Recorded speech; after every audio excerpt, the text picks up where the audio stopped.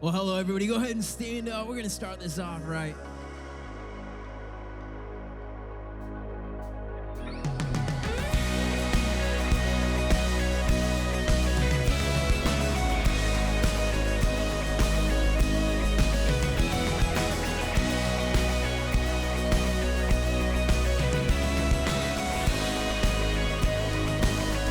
Come, let us worship. Come, let us worship our King. Come, let us bow at His feet. He has done great things. Yeah. Oh, see what our Savior has done. See how His love overcomes. He has done great things. Has done great things. Oh, hero of heaven, you conquered the grave. You free every captive and break every chain. Oh God, you have done great things. Hey, we dance in your freedom, awaken the light. Oh Jesus, our Savior, your name lifted high. Oh God, you have done great things. Here we go.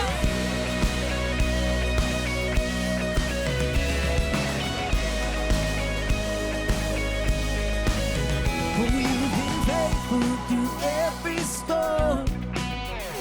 You'll be faithful forevermore. You have done great things. Oh, and I know you will do it again. For your promise is yes and amen. You will do great things. Oh God, you do great things. Come on. Oh, hero of heaven, you conquered the grave. You free every captive and break every chain. Oh God, you have done great things. We dance in your freedom, awaken the light. Oh Jesus, our Savior, your name lifted high. Oh God, you have done great things. Oh, hallelujah, God, above it all. Hallelujah, God, unshakable.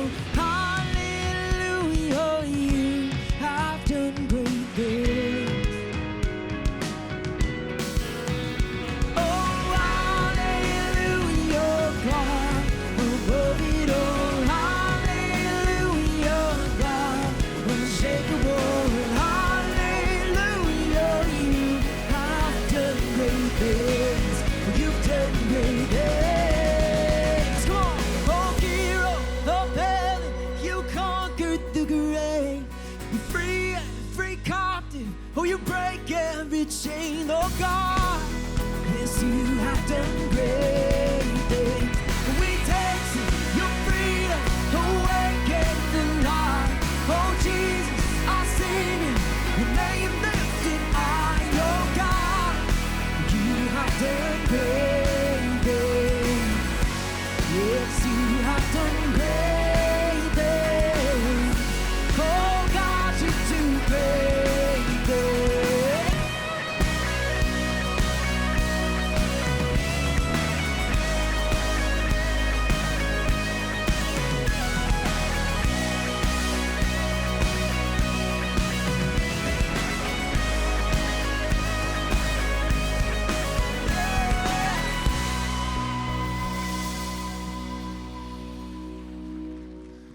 Hey, everybody, how's it going today? You doing well? Good to see you guys. Well, welcome. We're so glad to have you here today. We've got a great service planned for you today. Listen, if this is your first time here, or maybe you've been just a couple of times, we are so glad that you're here with us today. We have a place designed specifically for you. It's out in the lobby. It's called The Hub. It's a great place to ask questions, find out about who we are, what we do, how you can get connected here. So we would love for you to come connect with us, maybe The Hub. If you don't feel very extroverted, you just want to write something down in the pocket and seat right in front of you, there's a little card that you can fill out. that you can let us know that you're here, drop that in the offering a little bit later, or you can drop that off at the hub. We would just love to connect with you.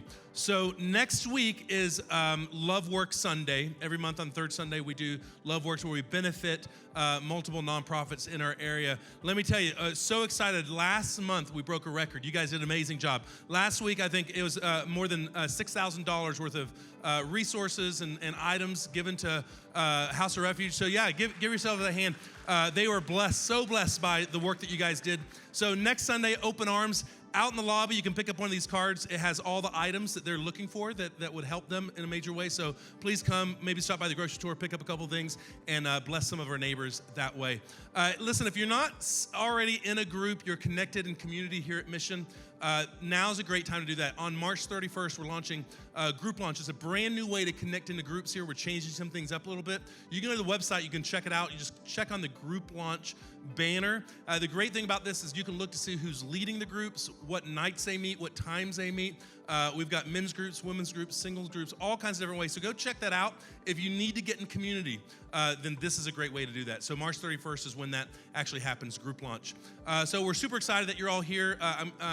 As you know, there's things are going on right now. We take so much precaution here at Mission of keeping our environments clean and safe and all those sorts of things, especially for our kids. If you have kids, you understand what a challenge this is, keeping our kids clean and safe and healthy. And so as I invite you to turn toward your neighbor and let's not shake hands or high five. Let's just maybe nods, waves, maybe air fist bumps or whatever. And let's keep it safe in here. So glad to have you guys here.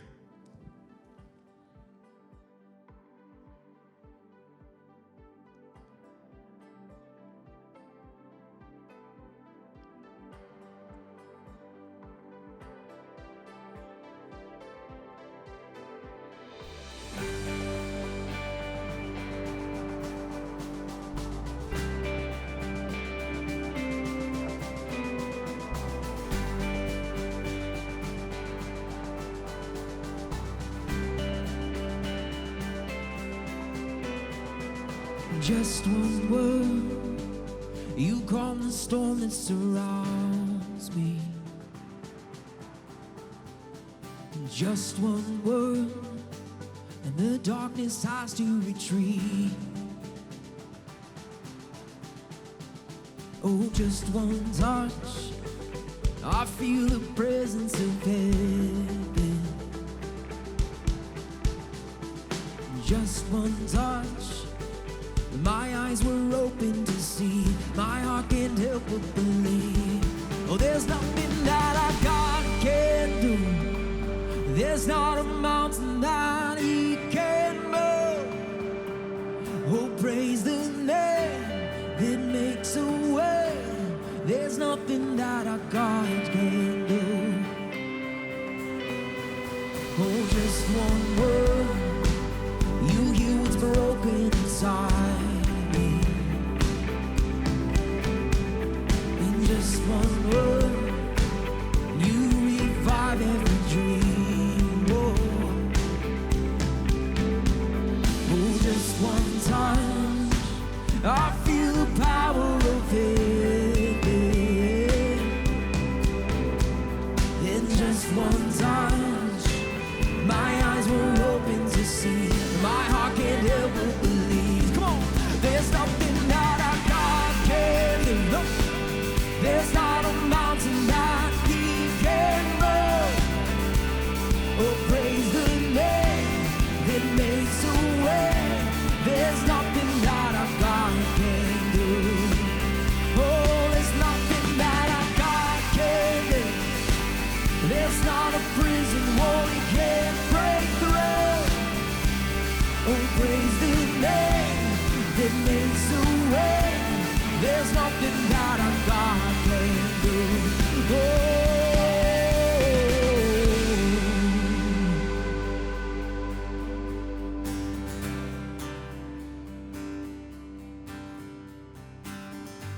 And I will believe for greater things. There's no power like the power of Jesus. Oh, let faith arise. Let all agree. There's no power like the power of Jesus. Come on. I will believe Yes, for greater things. There's no power like the power of Jesus. Let faith arise, let all agree. There's no power like the power of Jesus. Oh, I will believe, yes, for greater things. There's no power like the power of Jesus. Oh, let faith arise, let all agree. There's no power like His power. Oh, there's nothing that our God can't do. There's not a mountain that He can't move. Oh, praise the name that makes a way. There's nothing that our God can't do. Oh, I know there's nothing that our God can't do. There's not a prison wall He can't break through. Oh, praise the name that makes a way. Well, there's nothing that our God can't do. Oh, oh, oh, oh, oh, oh,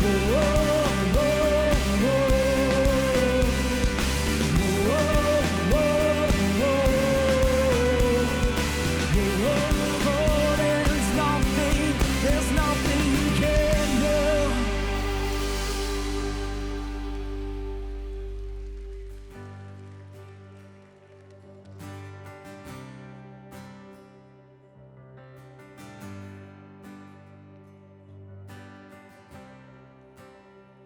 How great the chasm that lay between us. How high the mountain I could not climb. In desperation, I turned to heaven and spoke your name into the night. Then through the darkness, your loving kindness tore through the shadows of my soul. The work is finished, the end is written. Jesus Christ, my living hope. Yeah. Who could imagine so great a mercy? What heart could fathom such boundless grace? The God of ages stepped down from glory to wear my sin and bear my shame. The cross has spoken, I am forgiven. The King of Kings calls me his own. Beautiful Savior, I'm yours forever. Jesus Christ, my living hope. Hallelujah, praise the one who set me free. Hallelujah, death has lost its grip on me. You have broken every chain. There's salvation in your name, Jesus Christ, my living hope. Hallelujah, praise the one who set me free. Hallelujah, death has lost its grip on me. You have broken every chain. There's salvation in your name, Jesus Christ, my living hope. Then came the morning that sealed the promise. Your buried body began to breathe, and out of the silence, the roaring lion declared the grave has no claim on me. Then came the morning that sealed the promise. Your buried body began to breathe, and out of the silence, the roaring lion declared the grave has no claim more. Oh, no, no. Jesus, yours is the victory. Yes. Hallelujah. Praise the one who set me free. Hallelujah. Death has lost its grip on me. You have broken every chain. There's salvation in your name, Jesus Christ, my living hope. Yes. Hallelujah. Praise the one who set me free. Hallelujah. Death has lost its grip on me. You have broken every chain.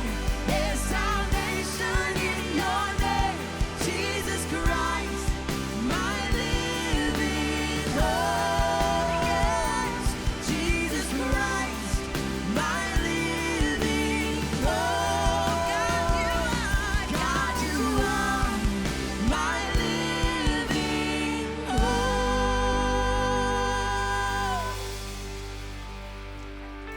What a great reminder today that our hope isn't in something empty, but our hope is in Jesus, who came down, put himself in our place, and died on the cross. And then 3 days later, rose to life again, proving that we can give him all of our mistakes, all of our hindrances, all of the things that are holding us back. He asks to take those for us. And we can be confident that he is bigger and stronger than any of it. So I hope that you know that today, that whatever you are finding yourself in the midst of right now, that God is asking to bear those burdens for you, and he is fully capable of taking them on for you. We're going to continue today. You can actually go ahead and take a seat. Our volunteers are going to come forward as we give of our tithes and our offerings.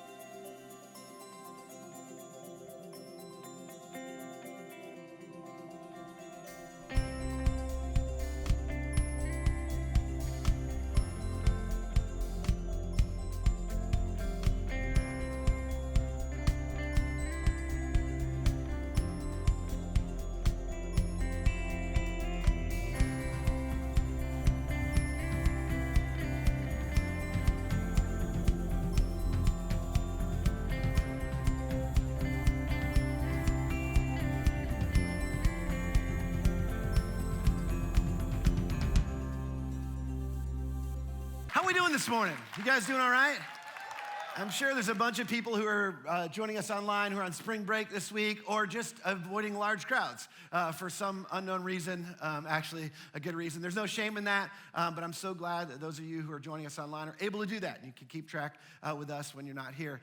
Today, we're beginning a new series, and it needs really no introduction. That's why there's no little video to go beforehand, because today we're going to talk about a legend.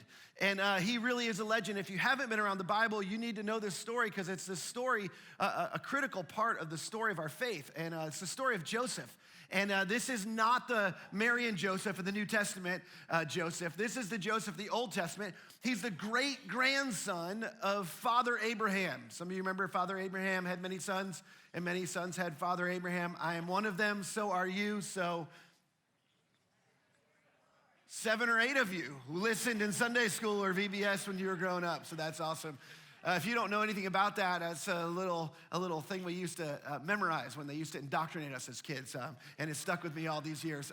But Abraham was where God started. The world was sort of a mess. There was a huge mess, and God said he's going to start somewhere, and he was going to create a nation. Ultimately, he would bring the Messiah through that nation. And so he started, he just reached down, he picked up Abraham, and he started with Abraham.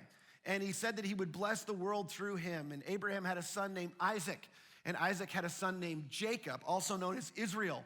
And Israel, or Jacob, had a son named Joseph. In fact, he had a whole bunch of sons, as we're going to see in a second. But one of the family traditions of this family, something that had started long before Joseph comes on the scene, was sibling rivalry. And some of you know about this. Isaac and Ishmael, there was a sibling rivalry. And for some reason, Isaac got the blessing instead of Ishmael. And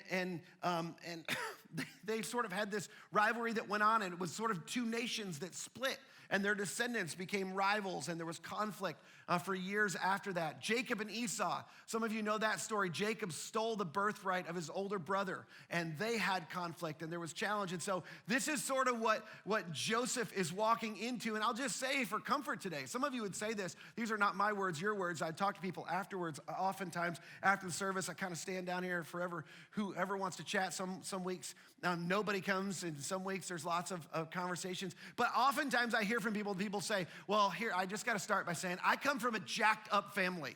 So I'll just say this today. If you come from a jacked up family, you're going to be really comforted by the family that Joseph came from today. Here's a picture of Joseph's family tree, really quick, just so you can kind of get a picture.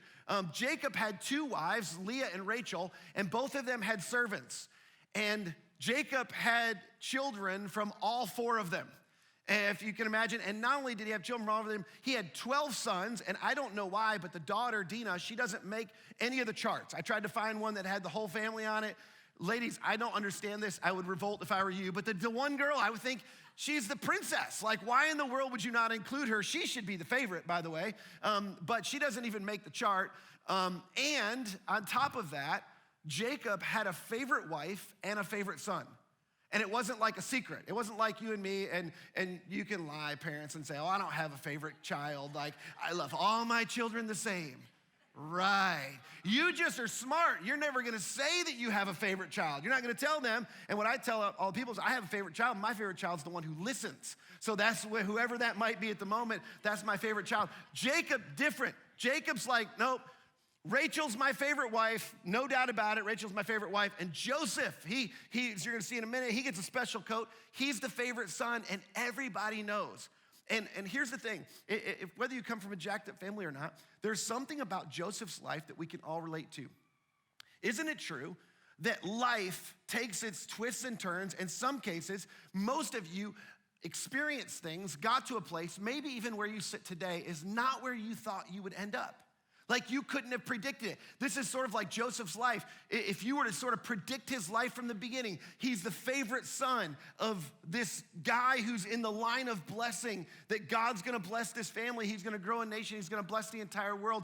If he's the favorite, if he's the one that's gonna receive the blessing, when you begin to trace his story, it's not what you would have predicted. And here's why. It's because life, not just Joseph's life, our lives, life is predictably unpredictable. Isn't it true that oftentimes, out of nowhere, life takes its twists and turns? It sometimes takes a hard left turn. And here's why we're talking about this, and specifically why we're talking about the life of Joseph. It's because sometimes when life takes those hard left turns, or it takes twists and turns we don't expect, those are the moments in life when we question God. And maybe rightly so, you would say.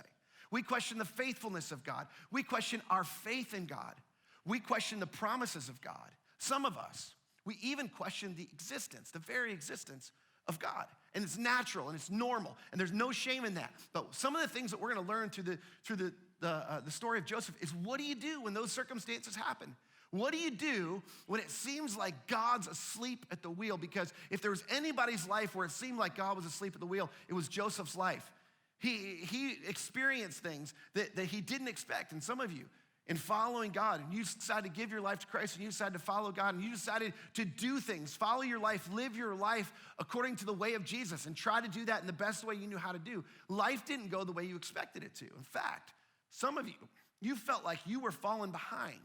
doing all of the right things, while other people were getting ahead, doing all of the wrong things. Anybody relate that? I mean, you felt like, man, I'm doing the right things, and I'm trying to follow God. I'm trying to be honorable. I'm trying to be moral. I'm trying to do right by people. I'm trying to treat other people the way I want to be treated. And it seems like all these people who are cheating, they're getting ahead, and I'm falling behind. Well, as we're going to see in the life of Joseph, there was a period in his life where this happened in extreme proportions. From age 17 to about age 28, Joseph went through the unimaginable. He's betrayed by his brothers. He's discarded into a hole in the ground, sold into slavery. He's falsely accused. He's forgotten in prison. He experienced things that you would never imagine. The son of a really rich, really wealthy man, a son who was the most prized of the family, the one that was the favorite, would experience. Yet somehow, this is why this is so important. This is why this story is so important. So we're going to spend several weeks looking at his life. Somehow, Joseph navigated these circumstances in his life in a way that in the midst of them and on the other side of them, he was able to succeed in both life and faith. Even when life took its hard left turns, when the unexpected happened, which I'll just say this, is life is predictably unpredictable. If you don't realize this yet, most of you have. You've lived life long enough to know that you don't know what tomorrow brings. You don't know what's gonna happen in your line of work. You don't know what's gonna happen in your career. You don't know what's gonna happen with your family. The truth is when life takes those twists and turns that we're not expecting, how do you navigate those things? And over the next several weeks, through Joseph's story, we're gonna discover 3 questions. I hope you'll join us for all 3 weeks. We're gonna look at 3 specific questions to help us. And I think this is what I'll say, I'll even go on a limb. I think these things guarantee us a way of navigating life and navigating life's twists and turns. In fact, almost every situation in life with success, if we'll learn to ask these 3 questions when life takes a turn that we're not expecting. So if you have a Bible, Genesis chapter 37, we're gonna be the very first book of the Bible, Genesis chapter 37, we're gonna look at the life of Joseph, and today we're gonna read a lot together. I'll just prepare you for that. We're gonna read a lot. We're gonna look at chapter 37, chapter 39, and chapter 40. I'll tell you in a minute why we're gonna skip over chapter 38, but we're gonna look at those 3 chapters, and we're gonna look at some significant events in the life of Joseph, and then today, we're gonna conclude with just a singular question. A singular question that if you'll ask yourself in the midst of life twists and turns, I can almost guarantee you that you're gonna find a path towards success in life and faith if you'll be willing to ask this question. Genesis chapter 37, beginning in verse 2, the account begins this way. This is the account of Jacob and his family, which I think this is so interesting. We're about to get the account of Jacob and his family, and it starts when Joseph. Clearly, he's the center figure in this family. We know a lot about Jacob from some other stories, but now as we're getting an account of Joseph's family, of Jacob's family, Joseph's at the very center. When Joseph was 17 years old, he often tended his father's flocks. He worked for his half-brothers, the sons of his father's wives, Bilhah and Zilpah. As we just saw, they're not even actually his wives. They're his wives' maidservants that he had had children with. But Joseph, interestingly, reported to his father some of the bad things his brothers were doing. So he's a bit of a tattletale, as a lot of younger siblings are. Anybody have younger siblings that were tattletales? Of course. I did as well. I won't name her, but she's my only sister, and I love her dearly. Jacob, interesting, loved Joseph more than any of his other children because Joseph had been born to him in an old age. He actually had one child after Joseph, but his wife Rachel died in childbirth. And so we're told later on that Benjamin always reminded him of the pain that she had not only in childbirth and the pain of him losing his favorite wife in childbirth. So Joseph became the favorite. One day, Jacob had a special gift made for Joseph, a beautiful robe. And some of you have heard this story. You've seen the Technicolor dream coat. But literally, this special coat became a target on his back. But his brothers hated Joseph because their father loved him, more than the rest of them. They couldn't say even a kind word to him. Imagine that climate. You're living in a home full of siblings, literally full of siblings, and not one of them can even say a kind word to you. One night, Joseph had a dream, and when he told his brothers about it, they hated him all the more. So here's the climate Joseph's in. He's in a climate where he's sort of the enemy. He's enemy number one in his own home. And his brothers hate him. And part of the problem was Joseph's fault. I'll just say this up front. Like, nobody loves a tattletale, but we all sort of expect that from younger siblings, don't we? And nobody loves it when somebody has a dream and they're the hero of their own dream. We sort of dismiss that, but Joseph's dream, if we were to look at it another day, we'll look at it, it's a little more detail. In his dream, basically, he's propped up and all of his brothers are bowing down to him, which was foreshadowing for what came later. But he decides to tell them about this dream. And hey, one day, at this dream, you're all gonna bow down to me. Well, nobody really likes that. That seems like an easy guy to hate. But this wasn't all of Joseph's fault.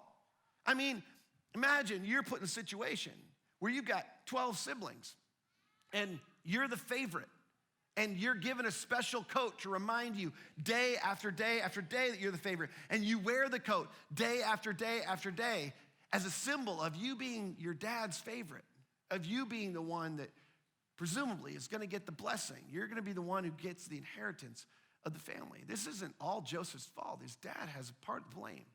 And if we're really honest, some of you felt this way in your circumstances. Maybe God's partly to blame. I mean, why is Joseph, if I'm Joseph, I'm thinking, why did I get born into this jacked up family? Why couldn't I be in another family? I mean, why in the world do I have to be in the middle of this dysfunction? I mean, yeah, I am the favorite, and yeah, there's some perks to that, but this is terrible. This is a terrible situation. Why would God allow him to be placed in the line of this family with all the generational sin and turmoil and the difficulty? And some of you can relate to that. You found yourself in a situation that wasn't primarily your fault. Whether it was relational conflict or whether it was a bad financial situation, the truth is what came before you and the circumstances surrounding you caused you to fall into a situation in this hard left turn or the twist and turn that life took.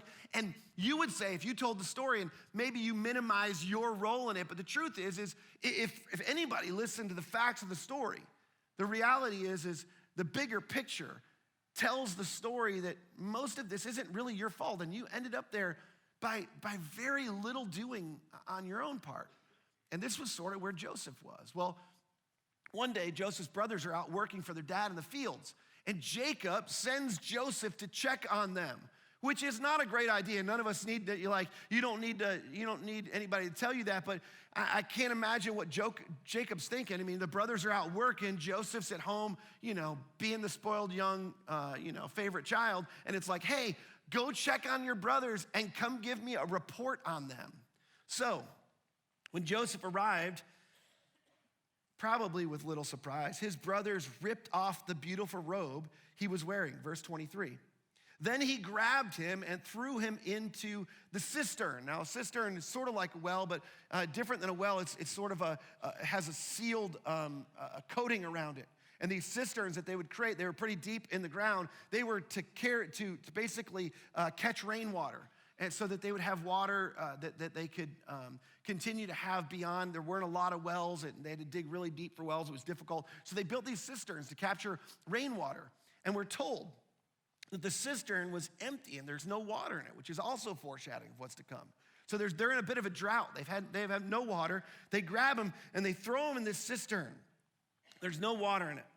Then, just as they were sitting down to eat, which I just love this detail. Now, if you don't read your Bible, you need to read like real life into it. It's like, hey, let's grab our brother, let's throw him in the cistern, and then let's go sit down and enjoy a meal together. Like, really? Like, that's what's going on. And presumably, Joseph's a little ways away going, hey, Reuben, Judah, hey, guys, how long are you gonna leave me down here? Like, you're sitting down to eat, like, throw me a bone, like literally, like could you help me out? Like I'm starving down here and I'm stuck in the cistern. And just as they were sitting down to eat, they looked up and saw a caravan of camels in the distance. So their brother in the distance, calling for help's not getting their attention, but they see a caravan of camels coming in the distance toward them, and it was a group of Ishmaelite traders. You remember the conflict between the Israelites and the Ishmaelites. And the truth is there's not a lot of love between these two groups. These Ishmaelite traders taking a load of gum and balm and aromatic resin from Gilead down to Egypt. And Judah said to his brothers, what will we gain by killing our brother? Which I love this question. It's like, wait, we were gonna kill him because we hate him, but what do we gain by killing our brother? We'd have to cover up the crime. Like that doesn't put us in a good situation. Like maybe we should be smarter about this. Instead, he turns to his brothers, instead of hurting him, let's sell him to the Ishmaelite traders. And then in a moment of compassion, after all, he is our brother, our own flesh and blood. And all the brothers agreed. I mean, aren't they so compassionate? It's like, after all, he is our own flesh and blood. We shouldn't kill him. Let's just sell him and make some money for it, because we don't have to cover up the crime. We just want to get something for this. So when the Ishmaelite traders who were Midianite traders came by, Joseph's brothers pulled him out of the cistern and sold him to them for 20 pieces of silver. And the traders took him to Egypt, which, by the way, 20 pieces of silver is not a whole lot. Jesus was sold for 30 pieces of silver. With inflation, it's probably about the same thing, okay? So it's not a lot. They're making their deal, and they've sold their brother, and they got something out of the deal. And here's my question. Here's why I just want to pause in the story for a second. What type of God would allow this to happen? Would a God who cares about someone, would a God who's watching, would a God who's engaged, would a God who's paying attention allow this to happen to somebody he cares about? A powerful God, a capable God, a good God? What kind of God allows this to happen? I mean, this is a guy who comes from a family who has slaves. Now he's wondering what type of master he's gonna get, what type of master he's gonna become a slave to himself. And Joseph's life, his future, while once it seemed certain, once it seemed solid, now he's being sold. He's been taken off to a faraway land. We learn later his father thinks he's dead. And for all intents and purposes, Joseph is gone forever. Now, if you know the end of the story, you got to resist running ahead at this point. You need to experience this in real time, because at this point, we need to ask the question, what kind of God allows this to happen? And I want us to trace this story, these next several events. I want you to think, where's God in all of this? Why isn't God showing up? Where is God on Joseph's behalf? Now, that kind of comes to the close at the end of chapter 37. And in chapter 38, there's this crazy story about Judah, who's Joseph's oldest brother. And here's the thing, this is better than any Netflix drama or soap opera on TV. So that's just to whet your appetite. You should read your Bible, by the way. There's some really good stuff in there. You pay for Netflix. The Bible drama is free, so you can look that up later. Chapter 38, it's fascinating. I don't even know how to make a sermon out of it, so I'll just leave it there. Chapter 38, you can read that on your own. Joseph's story continues in chapter 39. Chapter 39, beginning in verse 1, we pick up the story. When Joseph was taken to Egypt by the Ishmaelite traders, he was purchased by Potiphar. Some of you heard this name before, who was an Egyptian officer. Potiphar was a high-ranking officer. He was captain of the guard for Pharaoh. So he's sort of the captain of all the people that are closest to Pharaoh that are protecting him, who was the king of Egypt. And then we get this detail, and it's almost unbelievable. It's almost as if you're not a Christian, you don't know anything about God, and you're reading this story, and you're reading it like just a cursory reading going, I've never heard this story. You come to this detail, and you're like, what? Story, the detail we get is that the Lord was with Joseph. Really? I mean, I don't think so. If God was with him, he wouldn't have been sold into slavery by his brothers. If God was with him, he wouldn't be in a faraway land. His father wouldn't think he was dead. But here's the thing, regardless of what you believe, and regardless of what I believe, what matters is what Joseph believed in the midst of this. We're told by the author that God was with Joseph. And as we're gonna see in a few verses, I'm jumping ahead a little bit. Joseph was confident that God was with him. So I just want, just really quickly, I want to jump to the question at the end so that you can see the story through the lens of this. What do you do? What does Joseph do? What does someone do if you're absolutely confident God is with you? What do you do? What does a man or woman do in Joseph's circumstances if they're absolutely confident that God is with them? What does a person do? What does a man or woman do? What does someone do in your circumstances, in your situation right now, in the situation you may face tomorrow or next week or next month? What does a person do that's absolutely confident that God is with them? What would you do if you were in Joseph's circumstances and you were absolutely confident that God was with you? See, that's what I believe Joseph did. In fact, we're going to see in a few minutes. That's what Joseph did. He operated, he acted as if God was with him at every twist and turn. The scriptures tell us the Lord was with Joseph, so he succeeded in everything he did as he served in the home of his Egyptian master.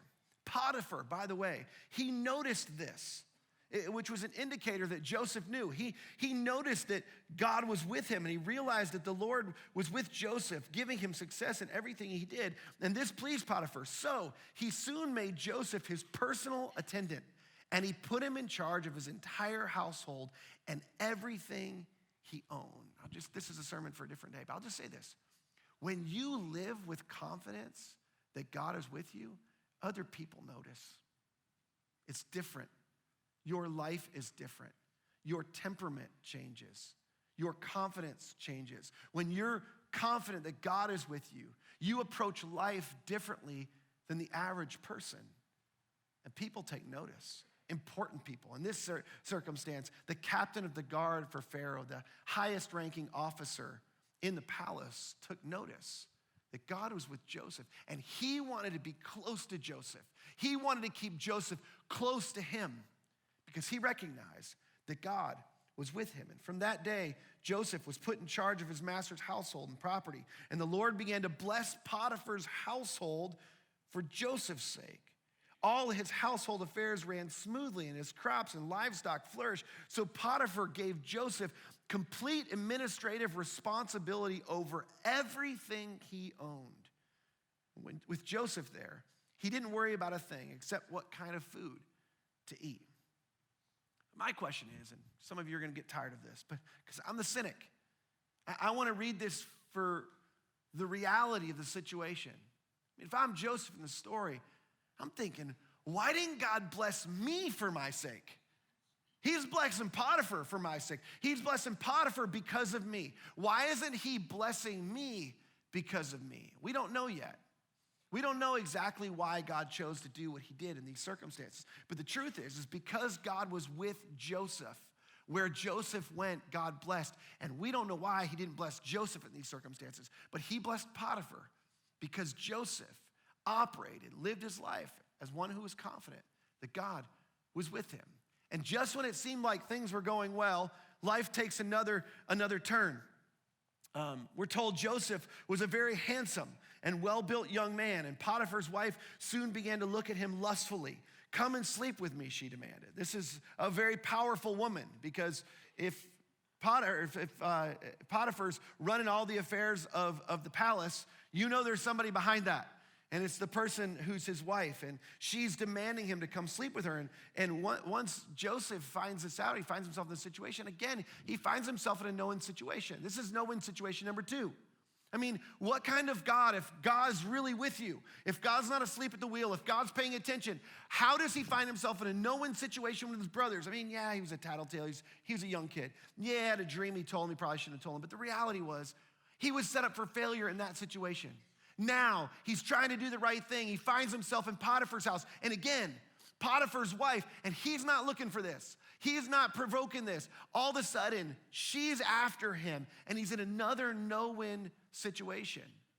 We're told in the scriptures that Joseph, he refused. Look, he told her, my master trusts me with everything in his entire household. No one here in this kingdom has more authority than I do. He has held back nothing from me except you, which is because, by the way, you are his wife. So that seems reasonable that he held you back from me. He says, how can I do such a wicked thing? And then we learn Joseph's motive. He says it would be a great sin against God. What about Potiphar? Potiphar's the one, God's blessing Potiphar, but Potiphar's the one that's blessing you. And whose God are we talking about? Because the God that your dad worshiped, the God that your family worships, is not Potiphar's God. It's not Pharaoh. It's not the Egyptian God. Pharaoh is the Egyptian God. They see him as one of the gods. The truth is sin against God, that seems like an irrelevant question. Your God seems like he's far away. He's back with your family back in Canaan. He's back with your father and your brothers, and he's not looking out for you anymore. I mean, this could seem like this is a normal thing for him to think about. Sin against God, the God who's blessing Potiphar, his cougar, horny wife, by the way. I'll just say that. I don't know if I can say that in church, but I just did. But I mean, he's blessing this family. Are you kidding me? I mean, Joseph's trying to do the right thing, and it's like, here's this jacked up situation where your boss's wife's attacking you, and God's blessing them. I mean, how is that possible when he's blessing everything but him? I mean, isn't it difficult to be faithful to a God who doesn't, in circumstances, feel like he's being faithful to you? I mean, what about that? I mean, you felt that, be honest. You felt like you're trying to do the right thing by your spouse and by your family and by the people that you work with, by the people that you work under, by your community. And you're trying hard, you show up at church and you're learning, you're trying to implement this stuff in your life, and it's like things seem like they're going off the rails. And you can't really even get any sense of where is God in the midst of this? And you've been trying to do the right things and it's not paying off. So when do you take matters into your own hands? When do you decide, you know what? I'm gonna take advantage of this situation and I'm gonna try and turn this into something good for me. I'm gonna try and leverage this situation, which Joseph could have done. I'm in a no-win situation because the truth is if I succumb to this pressure of the Potiphar's wife, I mean, eventually I'm gonna get caught, but it'll be a while. Maybe it'll be a while before, she's sort of done with me. But if I don't, I mean, I'm gonna be in trouble right away. He goes on, tells us that we find the story. The story goes on. It says, she kept putting pressure on Joseph day after day, but he refused to sleep with her. And he kept out of her way as much as possible. One day, however, no one else is around, which just is a clue, by the way. That's a bad situation. If you're married and you're around somebody who's attracted to you or seems like they're interested in you or you're interested in them or even if it's just platonic, I mean, the reality is when nobody else is around, it's a bad idea. This isn't in my notes. This is where I get in trouble because I run out of time. I tell guys all the time, you should not ride in a car with somebody who's not your spouse, a female that's not your spouse alone. You shouldn't. Not because I think there's something that's gonna happen in the car. It's just not a good situation. You find yourself in a situation where there's trouble. You shouldn't travel with somebody of the opposite sex who's not your spouse alone. It's a bad situation. You just shouldn't do it. And we find ourselves in a situation, Joseph finds himself in a situation where one day he goes in and no one else is around and he went in just to do his work. He wasn't going in trying to put himself in a situation to take advantage of the situation. He's just trying to do his work, and she came and she grabbed him by his cloak, demanding, come on, sleep with me. And Joseph tore himself away, but he left his cloak in her hand as he ran from the house. She saw that she was holding his cloak and he had fled. She's now sort of in a quandary. What am I gonna do? I've got his cloak and he's run off. I gotta tell a story before he tells a story. So she calls out to her servants. And soon all the men come running. Look, she said, my husband has brought this Hebrew slave here to make fools of us. He came into my room to rape me, but I screamed. And when he heard me scream, he ran outside and got away. But he left his cloak behind with me. See, here's the evidence of what Joseph was trying to do to me. And Joseph, he's in a situation where now he's gonna get punished for refusing to do the very thing that she was trying to get him to give in and do. No surprise, Potiphar was furious when he heard his wife's story. She got to control the narrative about how Joseph had treated her. Some of you found yourself in situations where you didn't control the narrative. Somebody else controlled the narrative and it put you in a difficult situation. So he took Joseph and threw him into prison where the king's prisoners were held, and there he remained. But we find out the Lord was with Joseph in the prison. Come on. I mean, at this point, and maybe I'm the only one in the building. If I'm the only one, just humor me for a second. If I'm Joseph, I'm thinking at this point, Lord, I'm tired of you being with me, okay? Like, since God's been with him, he was betrayed and thrown into a cistern and sold as a slave, and God's blessed everybody but him. He's falsely accused, and he's locked up to be forgotten in prison. I'm thinking, Lord, I think we should take a break.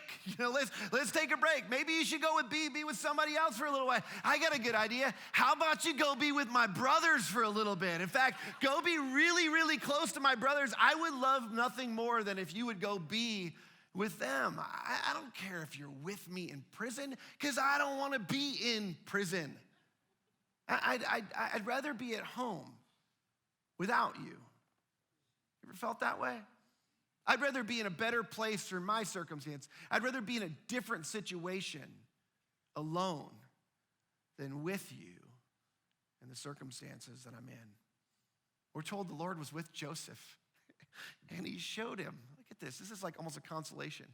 And he showed him his faithful love, and the Lord made Joseph a favorite with the prison warden.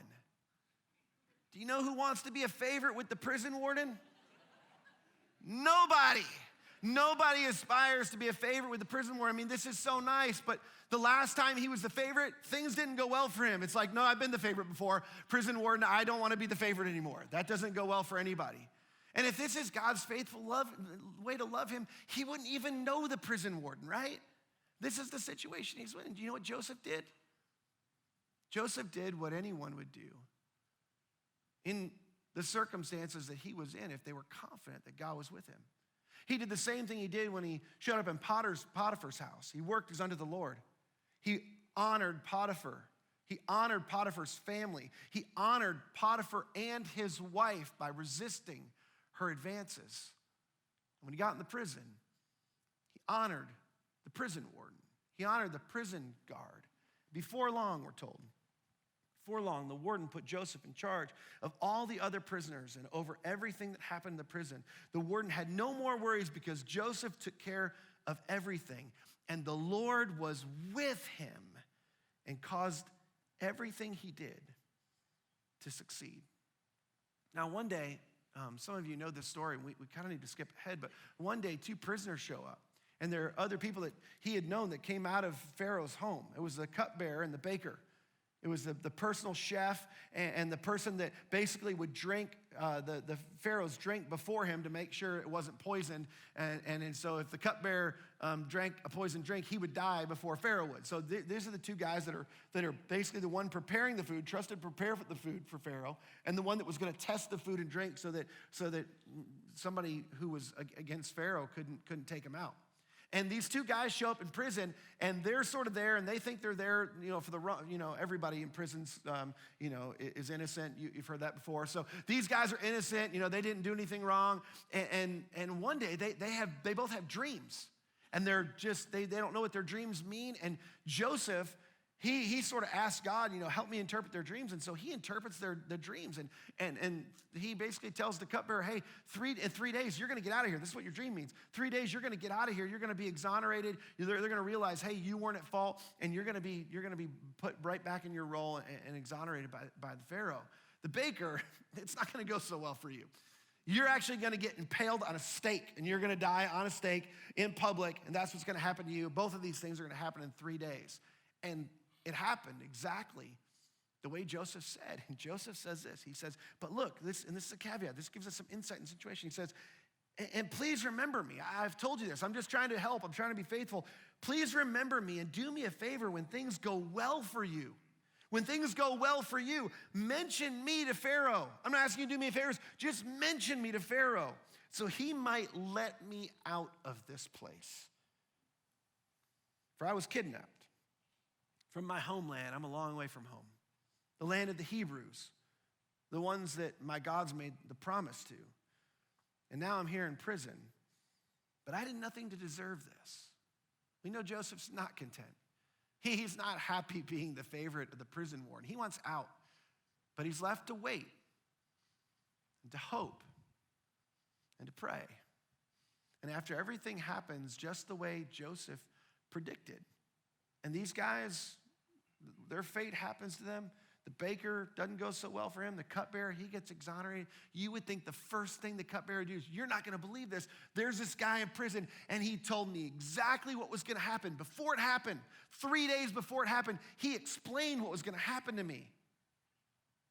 But we're told that Pharaoh's chief cupbearer However, forgot all about Joseph, never giving him a second thought. Here's the good news, Joseph.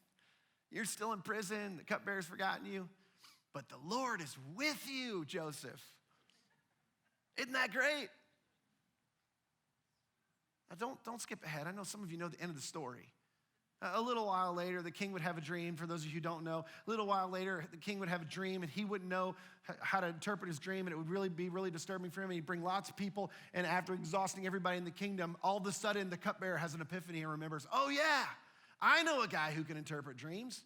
And they call for Joseph, and Joseph ends up interpreting the dream. He gets promoted as not just second in command under Potiphar, second in command over all of the kingdom under the Pharaoh. And more of that part of the story is coming in coming weeks in this series. But here's the point. Every day, you and I have a choice. We have a choice as we look at our circumstances and we look at our God. And you have a choice. Whether you realize it or not, every day you make a choice. We either allow our circumstances to define what we believe about God, or, and again, this is like whether God's who he says he is, whether he's present, whether he's powerful, whether he's interested in us, whether he's for us or against us. The truth is this is what people talk about when they talk about circumstantial faith. That as goes your circumstances, there goes your God. As your circumstances change, your view and your belief about God changes. So every day you have an opportunity to either allow your circumstance to define God, or you allow God to define your circumstances. What's true about God? What's true about his love for you? What's true about his care for you? What's true about his promises for you? And Joseph, he pre-decided that he wouldn't allow his God to be defined by his circumstances. Now, he was far from perfect, but even in the midst of life's twists and turns, here's what you need to know. He was experiencing things he did not deserve. And he continued to do the next right thing. He continued to trust God. And he found success in the middle of that. How? He did what anybody would do. He did what you would do. He would do what a person, a man or a woman, would do if they were absolutely confident that a sovereign God, a good God, a perfect God, a God who's in control, a God who's large and in charge, a God who cares about them, who's promised them a hope and a future. He did anything that anyone would do if they were absolutely confident that God was with them. And he worked as unto the Lord. He honored his God. Now, some of us, you would think, look, if God was with Joseph, man, that's great. That's awesome. Maybe God was with Joseph. We have this story of him succeeding. But I'm not so sure God's with me. And I think this is where most Christians are. We think, because of the way we've lived our lives, because of things we've done, God's not really with us. God's at church. When I show up at church there, God's with church. And he's with some people that I know at church. And he seems to be blessing some people that I know at church. But God's not with me. That's why I come to church, because I need to be around God. But when I leave here, I'm not so sure God's with me. And this is important. Because when you don't have confidence that God is with you, this is the difference between living in fear and living in faith. There's a big difference. Living in fear of what could be or what might happen versus living in faith and trust in God about what will happen. If I'm not confident God's with me, I live in fear. If I am confident God's with me, I live in faith and I trust him and I do as he says and I follow him in the direction that he leads me. But a lot of us, we think, there's no way, like God's not with me. I mean, God, after the things I've done, God wants to be anywhere but next to me. And I'll just say this, Joseph's a long way from his God. So I want to address this question really quickly before we close. Here's the thing. I want you to think about this. If this is you, and you think, God's not with me, there's no way, God doesn't love me, he doesn't want to be near me, God's not in the midst of my circumstances, he's not interested, he's not paying attention because of what I've done, where I've led myself, the circumstances I found myself in. If that's true, here's what I want the question I want you to answer. What do you have to do for God not to be with you? What do you have to do? Because there's a line somewhere. If you think this is true, where's the line? You should decide, you should figure it out. And here's the thing I would say is you should look in the scriptures. You shouldn't try to decide on your own. That's just like here's where I think the line is. And that's where you get in all sorts of trouble. See, the scriptures have defined where the line is. Those who are in Christ and a new creation, we're told God is with them. And Joseph, as we're told, he was far from home. There was every temptation for him to think, God's not with me. He could have believed, I'm far from home. I'm far from my family. I'm far from my father, my great-grandfather's blessing. It could have been easy for him to believe that God was not with him. Don't let your circumstances tell you where God is. What does God say about himself? You see, in the Hebrews, this is what we're told, and this is a quote, direct quote. He says, never will I leave you. Never will I forsake you.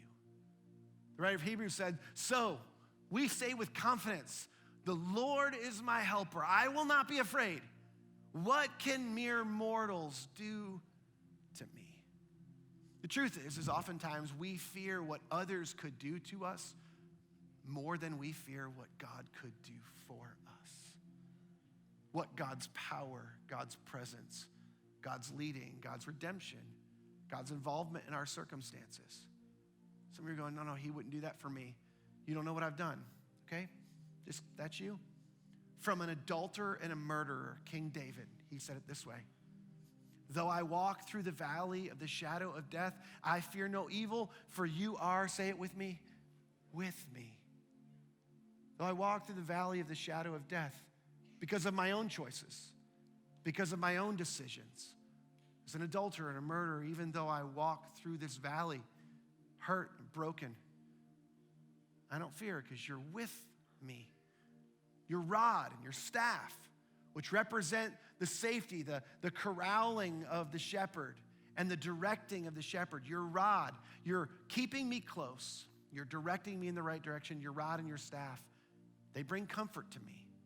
I'll finish with this. When I was a kid, this reminds me, when I was a kid, my parents, and we got around junior high, my brother and I, we were mischievous junior hires, and we got into some trouble. Remember, my parents sat us down, and some of you had this conversation with your parents. My parents sat me down, they said this, they said, look, if you'll follow our rules and our values, you're gonna live under our roof. You're gonna live under our roof, you need to follow our rules and our values. If you'll follow our rules and our values, things will go well for you. They will. You don't follow our rules and our values, things are not gonna go so well for you. But if you follow our rules and our values, things will go well for you. And for whatever reason, way beyond my maturity, I have no idea. I don't know if I'm still trying to figure this out as a parent because I want to reproduce this. Part of it was my parents displayed over and over how much they love me. It was because my parents had bailed me out in situations I didn't deserve to be bailed out. They came to my rescue in situations that they should have probably just let me wallow in my decisions. But I remember thinking, you know what? I want things to go well for me. And clearly my parents are in control in this circumstance. So I'm gonna follow their values. I'm gonna follow their rules. And it's crazy, this is unbelievable. I grew up, I had no curfew. All my friends had curfews. I'd stay out late. My parents would let me use the car. Sometimes I'd come home at 2 a.m. And I'm sure my mom's waking up and she's like, oh my gosh, she's still awake. She's wondering what's happened to me. And I'd come home and this is crazy. I'd have conversations at 2 a.m. My mom would be like, so tell me what happened, whatever. I was, we're at this party. It was an alcohol party. Yeah, of course there's an alcohol party. We drink at the party. No. Why are you so late? Well, one of my friends got drunk and he was passed out and it was a bad situation. We were trying to figure out how to sneak him into his house so that he wouldn't get in trouble from his parents. I'm sure my mom's just biting her tongue you did what? This is not exactly what I was hoping, but I continued to model our values and follow our rules. And I came home when I told her, and if I wasn't gonna be home when I said I was gonna be, I let her know when I was gonna be home. And time after time, I followed the rules and values because I realized they were in control. And if I followed the rules and values, things would go well for me. And so as I did, things did go well for me. Now, when I went off to college, that was a whole different story because I was no longer living under their roof and I sort of made my own decisions. But here's the thing. Here's the question I want to leave you with. We're going to close this. What do you do if you're absolutely confident God's with you? What does someone in your circumstances do? Some of you came in here today and you're in difficult circumstances. You're in a difficult situation. You're in a situation that looks like it's trending bad. I want you to let this resonate. I want this to roll around your head. What do you do if you're absolutely confident God is with you?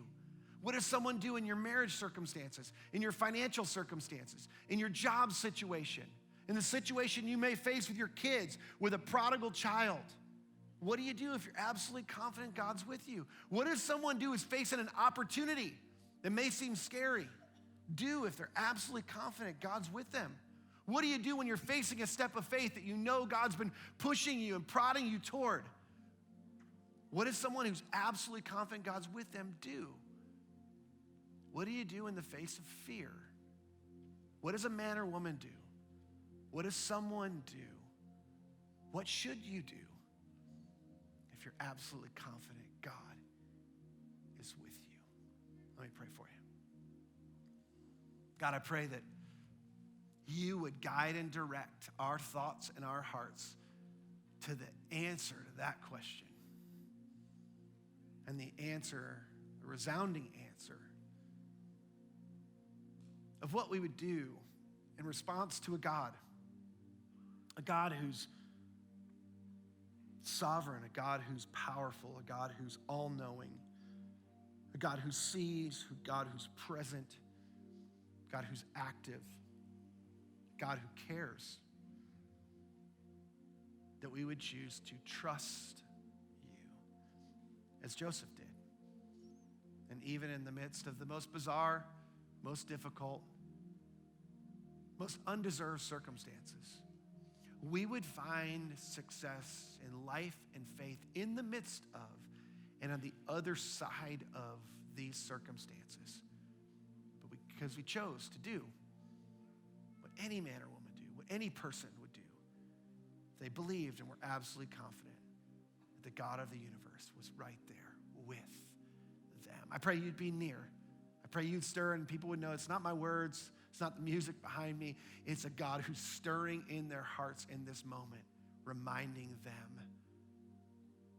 that you see them, you care about them, and that you are with them. And I pray in Jesus' name, amen.